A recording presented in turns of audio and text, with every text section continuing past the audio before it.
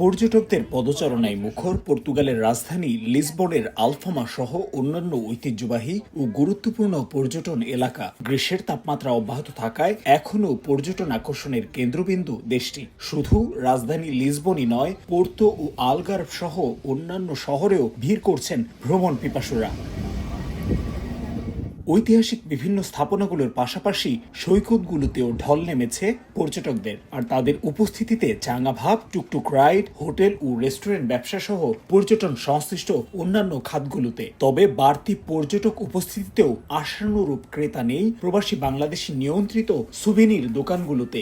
আমরা গত বছর যেরকম বিজনেস করছি এই বছর এরকম হয় না। ট্যুরিস্ট বিজনেস গুলা, সুবিনির সবগুলা তো আপনারা দেখতেছেন ট্যুরিস্ট আছে বাট ক্রেতা নাই। আশা করি হয়তো সামনের দিনগুলো একটু ভালো হবে। সকাল ও রাতে কিছুটা কম থাকলেও বেলা গড়ানোর সঙ্গে সঙ্গে বাড়ে তাপমাত্রা। দেশটির আবহাওয়া বিভাগ বলছে, চলতি সপ্তাহেও রাজধানী লিসবন সহ কোনো কোনো অঞ্চলের সর্বোচ্চ তাপমাত্রা 30 ডিগ্রি থেকে 35 ডিগ্রি সেলসিয়াসও ছাড়িয়ে যেতে পারে।